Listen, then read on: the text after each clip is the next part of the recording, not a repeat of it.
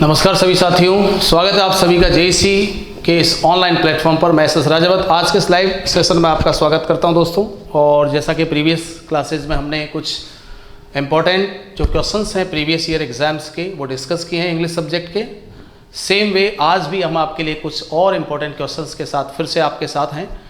कोशिश रहेगी कि ये क्वेश्चंस जिस पैटर्न पर जिस कंसेप्ट से लिए गए हैं उसको हम बहुत अच्छी तरीके से आपके साथ डिस्कस कर सकें और उसे क्लियर कर सकें।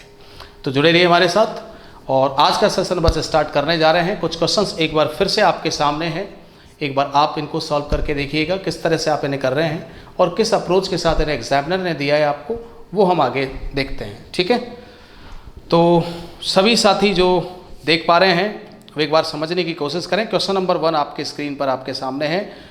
I have to usually reach the office at 9 AM. मुझे ऑफिस 9 बजे सामान्यतः पहुंचना ही पड़ता है, ऐसा ये बोल रहा है। I have to reach, मुझे पहुंचना पड़ता है ऑफिस, यूजुअली इसमें दिया हुआ है the office at 9 AM। तो इस सेंटेंस में जो क्वेश्चन का एरर दिख रहा है आपको, बड़ा इजी सा एरर है। देखिए, आप गौर से देखिएगा, ये 2 है और ये रीच है। ये 2 प्लस वर्ब की फर्स्ट फॉर्म है जिसे हम इन्फिनेटिव कहते हैं। दोस्तों जो भी मुझे देख पा रहे हैं वो समझने की कोशिश करना। 2 प्लस वर्ब की फर्स्ट फॉर्म जो कि एक इन्फिनेटिव वर्ब का फॉर्म होता है, 2 प्लस V1, यही इन्फिनेटिव फॉर्म होता है एक्टिव वॉइस में। और 2B प्लस थर्ड फॉर्म करेंगे तो ये बन जाएगा पैसिव फॉर्म के अंदर। ठीक है, ओके। तो इन्फिनेटिव 2 प्लस V1 के मिडिल में आपको एक वर्ड और दिख रहा होगा, यूजुअली, दैट्स एन एडवर्ब। ये है एडवर्ब, यही एरर है। We can not use the adverb in between infinitive, you can not break the infinitive. आप इन्फिनेटिव को ब्रेक नहीं कर सकते। दैट मीन, सिंपल भाषा में समझें तो ये हुआ कि अगर 2 प्लस वर्ब फर्स्ट का कोई कॉम्बिनेशन पेयर आपको दिया हुआ है तो आप 2 और वर्ब फर्स्ट के मिडिल में कोई भी अदर वर्ड को एंट्री ना दें। और अगर ऐसा किया गया है तो ये गलत है। ठीक है, आप उसको सही करने के लिए क्या करेंगे, इस यूजुअली की प्लेसमेंट जो है यहाँ से हटा करके आगे कहीं करेंगे। I have to reach the office at 9 AM। Usually आप इसमें क्या करेंगे, I have to usually reach the office at 9 AM। ठीक है, तो इस यूजुअली को आप लिख सकते हो I usually have to reach. Main verb यहाँ ये मानी जाएगी। तो यूजुअली की पोजीशन जो है, क्योंकि ये फ्रीक्वेंसी एडवर्ब है, एडवर्ब ऑफ फ्रीक्वेंसी,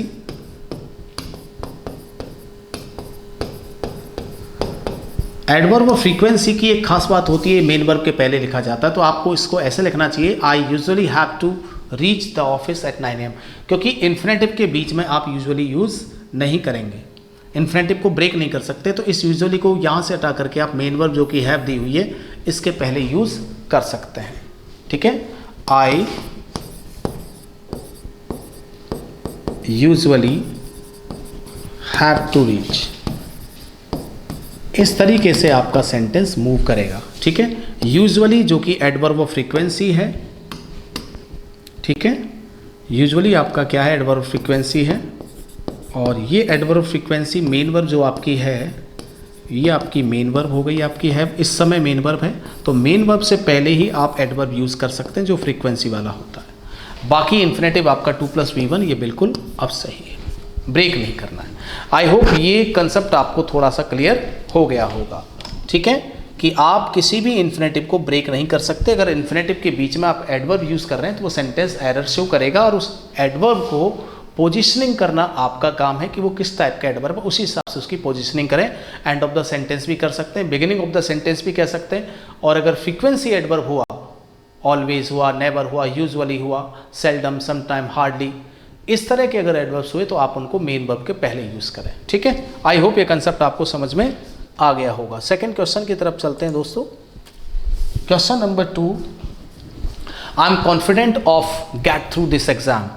मैं इस एग्जाम में सफल होने के लिए पूरी तरह से कॉन्फिडेंट हूं। ठीक है,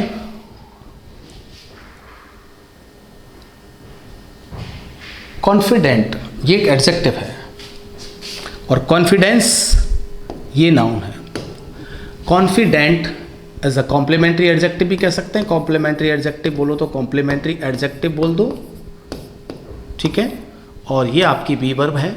बी वर्ब के बाद वैसे भी एडजेक्टिव आता है, और अगर इसको कॉन्फिडेंट की जगह कॉन्फिडेंस करेंगे तो वो नाउन बन जाएगा, ठीक है, वो नाउन का काम करेगा फिर वो। और ऑफ एक प्रीपोजिशन है, और हम अच्छे से जानते हैं कि प्रीपोजिशन के बाद में जब वर्ब आती है तो फर्स्ट फॉर्म में नहीं आती है। प्रीपोजिशन के बाद में मैं लिख भी देता हूँ, कोई भी प्रीपोजिशन हो टू के अलावा, प्रीपोजिशन प्लस वर्ब, अगर ऐसा कुछ दिया हुआ है, अगर वर्ब कौन सी दे रखी हो, फर्स्ट दे रखी हो, सेकंड दे रखी हो, तो ये सब गलत है दोस्तों, ठीक है। आपको इसमें प्रीपोजिशन के साथ में जो वर्ब फर्स्ट है वो गलत है। अगर ऐसा हो रहा है तो आप प्रीपोजिशन के साथ क्या करेंगे, वर्ब प्लस आईएनजी, जो कि जेरेंट फॉर्म को शो करता है और वो नाउन का एक्शन करता है, फंक्शन करता है। तो इस तरह से आप प्रीपोजिशन के बाद में क्या यूज़ करेंगे, वर्ब प्लस आईएनजी यूज़ करेंगे। सेम वही चीज़ है, ऑफ गेट की जगह आपको यहाँ लिखना होगा of getting, that's your answer, of getting, ये आंसर है आपका, ठीक है।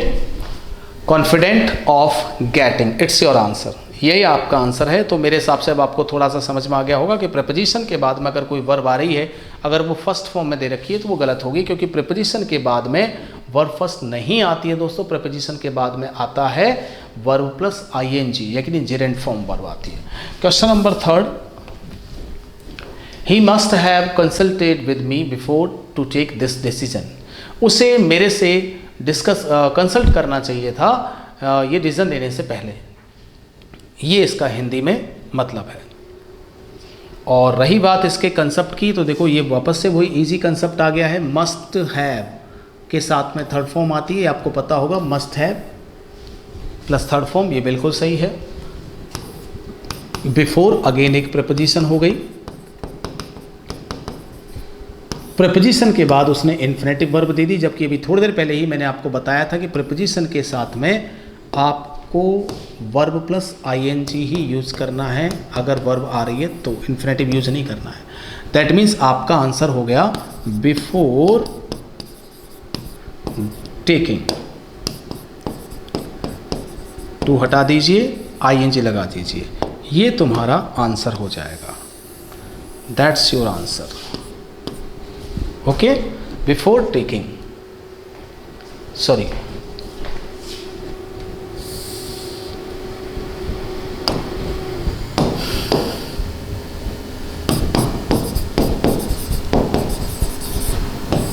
ये तुम्हारा आंसर। ये है क्वेश्चन नंबर 3 का आंसर, कि किसी भी प्रीपोजिशन के बाद में, चाहे वो कोई सी भी प्रीपोजिशन हो, टू के अलावा कोई भी प्रीपोजिशन हो, आप उसमें वर्ब प्लस आईएनजी यूज़ करेंगे, जेरेंट फॉर्म भी है। हाँ, टू के साथ में हम वर्ब फर्स्ट यूज़ करते हैं, वो एक इन्फिनेटिव बनाता है। इन्फिनेटिव और जेरेंट दोनों जो है इक्वल फंक्शन करने वाली चीज़ें होती है। आप अगर इन्फिनेटिव यूज़ कर रहे हो तो ठीक है, और जेरेंट यूज़ कर रहे हो तो भी ठीक है, दोनों को एक साथ मिक्सअप नहीं करें, ठीक है। तो यहाँ इसने यही किया था, बिफोर जो कि एक प्रीपोजिशन थी, उसके साथ में उन्होंने क्या लगा दिया था, टू प्लस वर्ब की फर्स्ट फॉर्म एक इन्फिनेटिव लगा दिया था, बस यही गलती हो गई। तो यहाँ पर आपको ध्यान यही रखना है कि प्रीपोजिशन के बाद में आपको वर्ब प्लस आईएनजी यानी कि जेरेंट फॉर्म की वर्ब यूज़ करनी होती है। नेक्स्ट क्वेश्चन नंबर 4 आज का है, नीदर हर हस्बैंड है ये, नीदर हर हस्बैंड, ठीक है, नॉर हर ब्रदर, ना तो उसके हस्बैंड ना ही उसका भाई, और able to help her in work, इस काम में उसकी हेल्प करने के सक्षम थे, योग्य थे। तो देखो नीदर नॉर हुआ, एक मिनट, एक तो हुआ नीदर नॉर,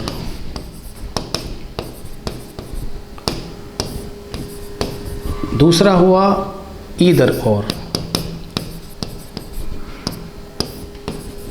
और तीसरा है आपका नॉट ओनली बट आल्सो।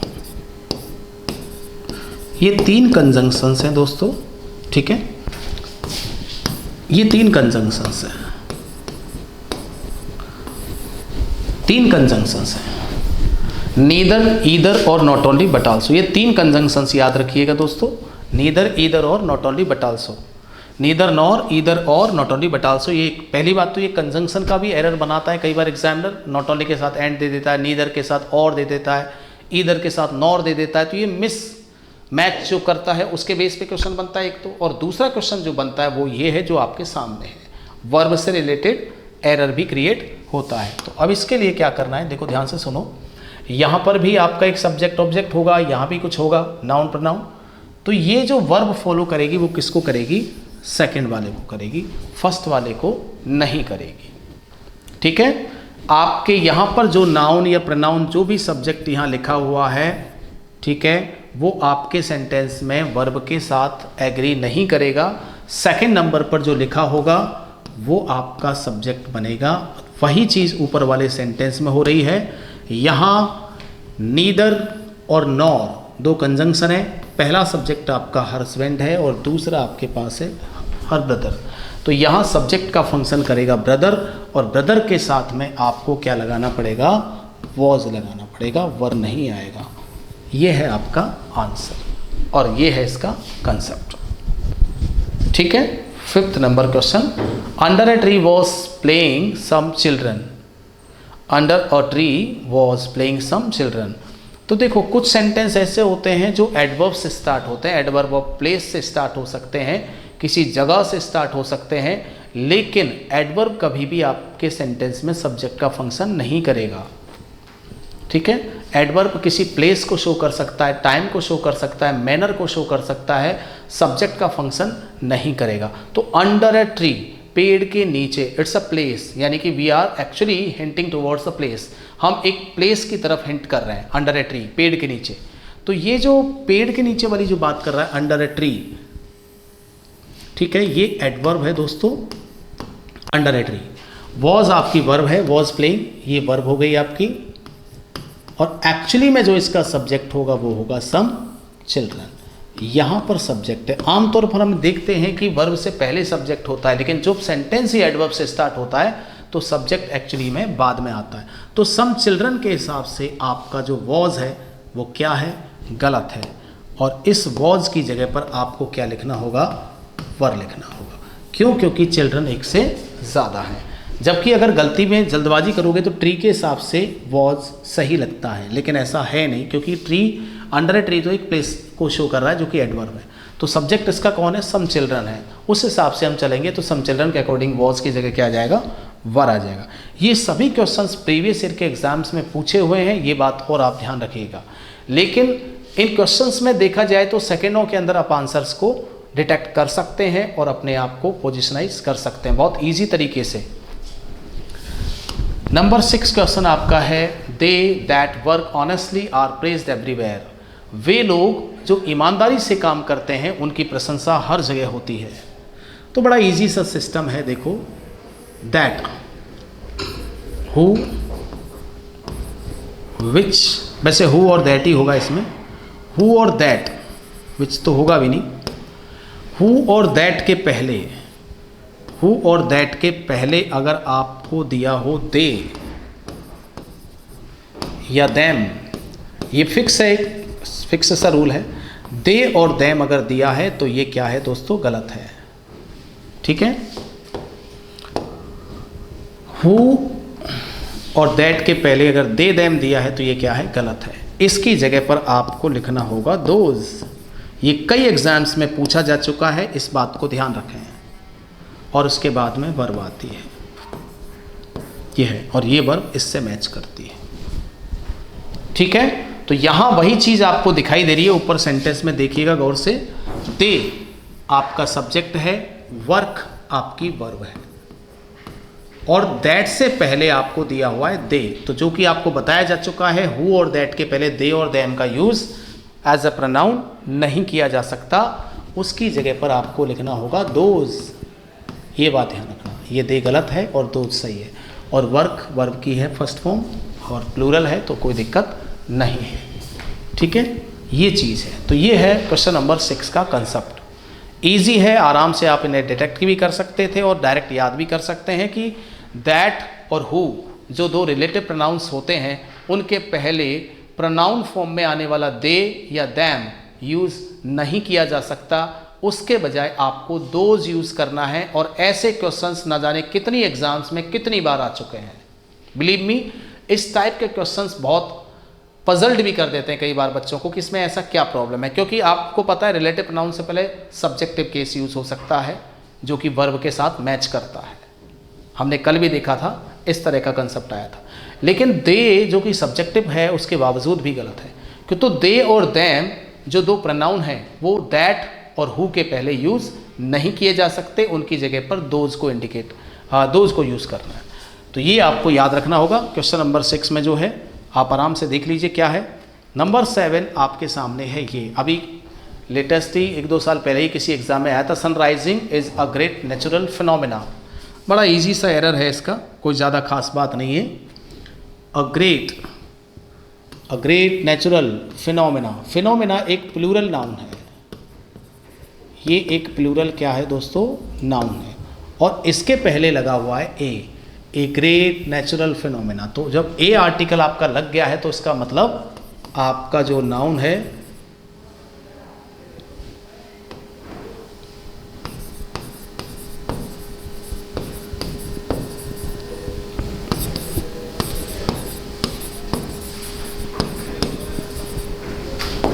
ये 2 वर्ड्स आप याद रखें,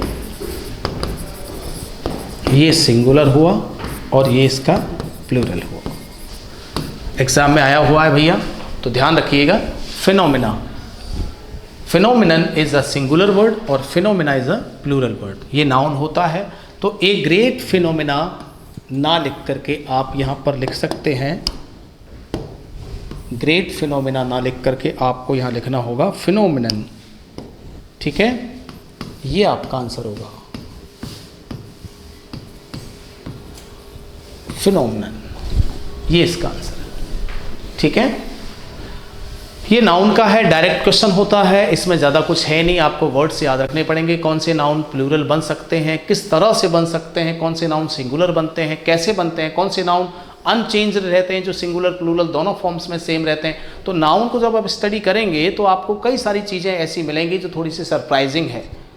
अगर आपने पहले नहीं पढ़ा है तो आपको बहुत सी चीज़ें बिल्कुल अननोन लगेंगी, तो आप उनको एक बार थोड़ा सा गौर से देख लीजिए। तो वर्डिंग से थोड़ा सा आपको फैमिलियरिटी रखनी पड़ेगी। जैसे फिनोमिना है तो फिनोमिना वर्ड एक्चुअली में एक प्लूरल वर्ड है, और हम लिख रहे हैं a great natural phenomena. Article a हमेशा सिंगुलर नाउन के साथ ही यूज होता है, तो ए ग्रेट नेचुरल फिनोमिना जो कि गलत है, उसकी जगह आपको लिखना होगा a great natural phenomenon. Okay, चलिए नेक्स्ट क्वेश्चन की तरफ चलते हैं। Question number 8, he went into the room and bring some cotton. तो बड़ा इजी सा सेंटेंस इसमें, he went into the room, went verb की सेकेंड फॉर्म यानी कि पास्ट टेंस, ये आपका पास्ट टेंस से चल रहा है। और यहाँ आप देखिए गौर से, ब्रिंग जो कि कौन सी वर्ब है, फर्स्ट फॉर्म है। फर्स्ट फॉर्म है तो कौन सा टेंस हुआ, प्रेजेंट हुआ। बस यही प्रॉब्लम है, ये सेकेंड वर्ब और ये फर्स्ट वर्ब। जब आपका सेंटेंस पास्ट में स्टार्ट हुआ है, ठीक है, अगर किसी सेंटेंस का एक पार्ट पास्ट में हो, अगर किसी सेंटेंस का एक पार्ट किस में हो, पास्ट में हो, पास्ट एक्शन, ऑब्वियसली इसका सेकेंड पार्ट जो होगा वो भी किसका होगा, पास्ट एक्शन होगा। पास्ट एक्शन से पास्ट एक्शन ही कनेक्ट होता है, याद रखिएगा। तो इस ऊपर वाले सेंटेंस में जो दिया हुआ था वो कुछ ऐसे था कि यहाँ पर जो वेंट थी ये पास्ट में चल रहा था, और जो ब्रिंग है वो प्रेजेंट में चल रहा है। तो यहाँ ब्रिंग नहीं आएगा, इसकी जगह पर आपको लिखना होगा ब्रॉट, क्योंकि सेंटेंस ऑलरेडी किस में चल रहा है, पास्ट में चल रहा है, तो पास्ट पर ही एंड होगा। ये इसका आंसर है, ब्रिंग की जगह ब्रॉट लिखना होगा, ठीक है।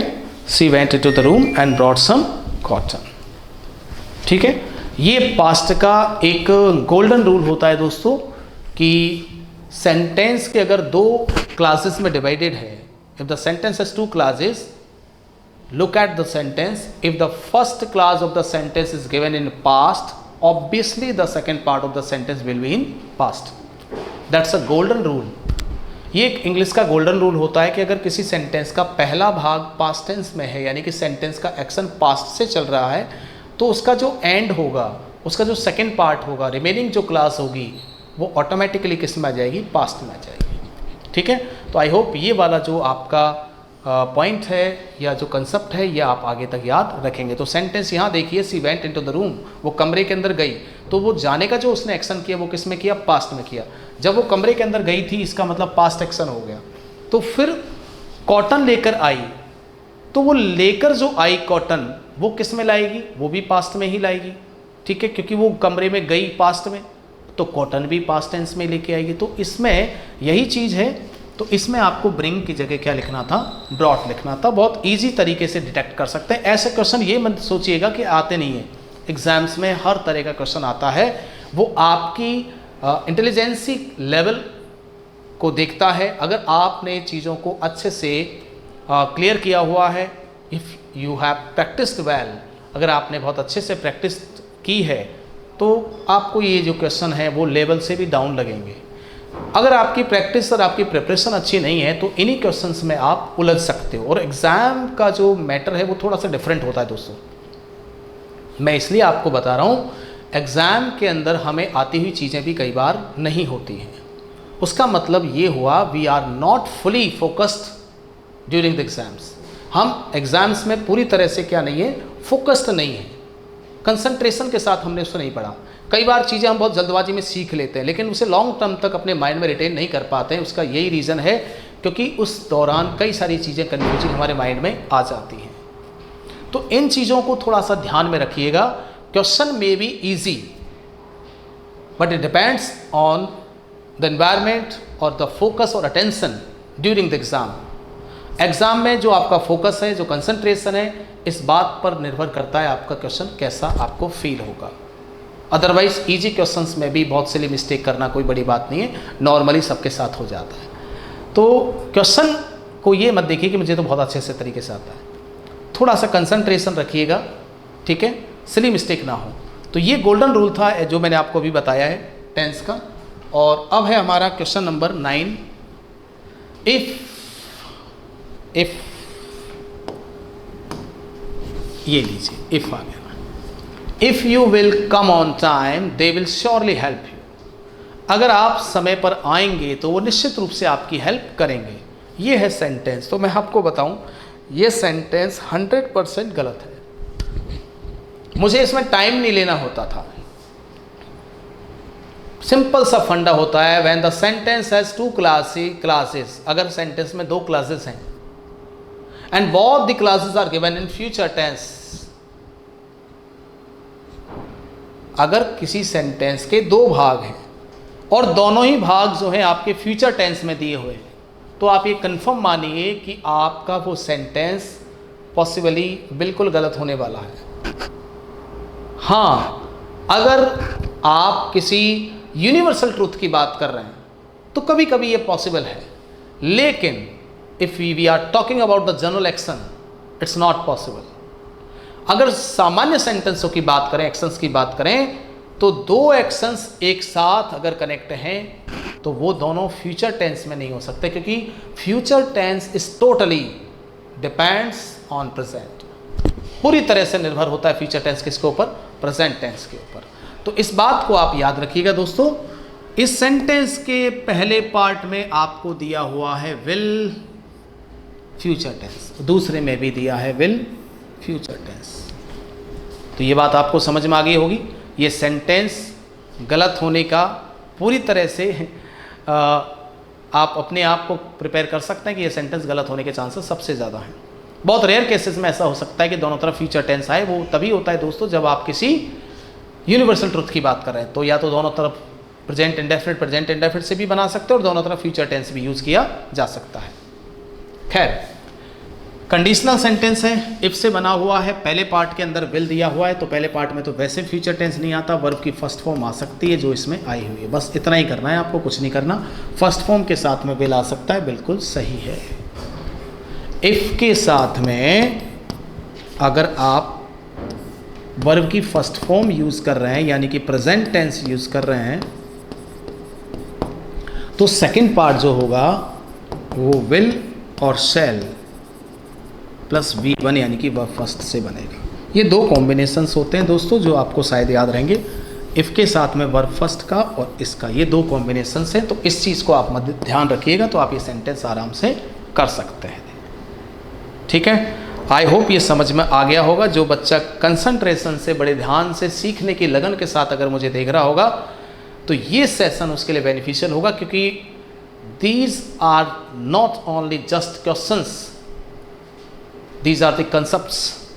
ये सिर्फ 10 क्वेश्चन नहीं है, ये 10 कंसेप्ट को क्लियर करते हैं, 10 चीज़ें सिखाते हैं। धीरे धीरे करके 10-10 करके हम बहुत सारी चीज़ों को बहुत आसानी से क्लियर कर सकते हैं।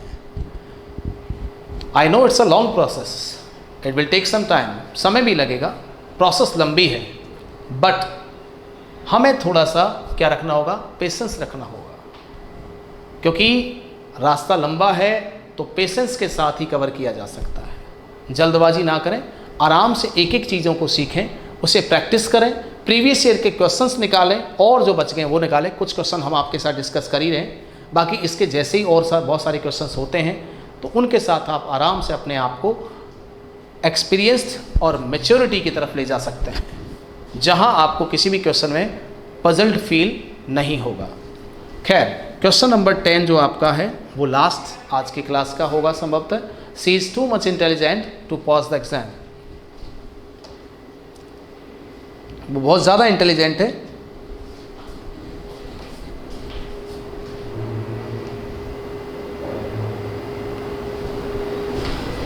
विथ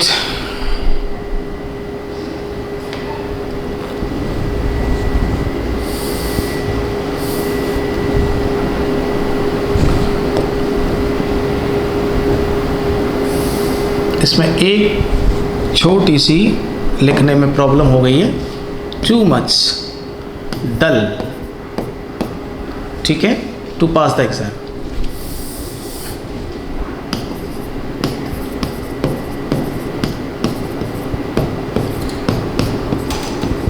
इस तरह से देखो, इसमें 2-3 चीज़ें हैं दोस्तों। एक तो इसके बारे में याद रखना, टू मच डल, टू मच डल, ठीक। अब इसके बाद में जो डल वर्ड दिया हुआ ये एडजेक्टिव है, तो आपको ये ध्यान रखना होगा, टू मच जब हम लिखेंगे तो अलग सिस्टम से लिखेंगे, और मच टू अगर लिखेंगे तो अलग वर्ड के साथ लिखेंगे। टू मच जो होगा आपका, टू मच के साथ में आपको लिखना होगा नाउन, और मच टू के साथ आपको लिखना होगा एडजेक्टिव। बस यही फ़र्क है इन दोनों में, जो आप आसानी से क्लियर कर सकते हैं। टू मच के बाद में नाउन आता है, मच टू के बाद एडजेक्टिव आता है।